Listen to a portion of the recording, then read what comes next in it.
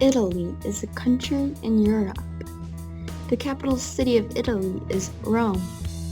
Inside of Rome, there is another city. Its name is Vatican City, but it's not just a city.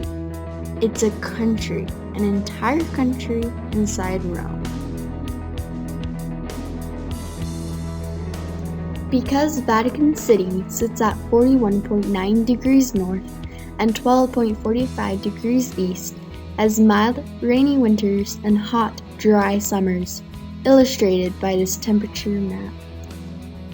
Since Vatican City does not border any large bodies of water, they use aqueducts to supply bathrooms, and fountains. Today we adapt the same to our geography using high-powered aqueducts instead of gravity-driven ones.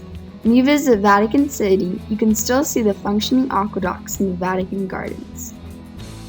These Vatican Gardens are one of the most physically outstanding places in Vatican City. They are made up by urban gardens and parks that cover 57 acres. The picturesque gardens cover most of the country. Included in the gardens are several waterfalls and fountains.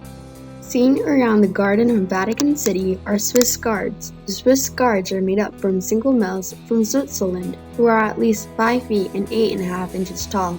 Their purpose is to protect the Pope as well as his legitimate replacements at all costs. The Pope helps them out by riding in the Pope-mobile whenever he goes out in public and overseas. The Pope-mobile has armored glass to protect the Pope since he is the leader of not only Vatican City, but the entire Catholic Church.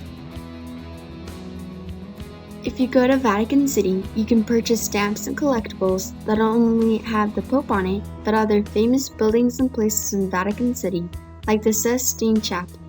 The Sistine Chapel is not only where the Pope holds Mass, but it is the place where the Papal Conclave, the process of how a new Pope is chosen, takes place. The ceiling was painted by Michelangelo between 1508 to 1512. His masterpiece changed the course of Western art.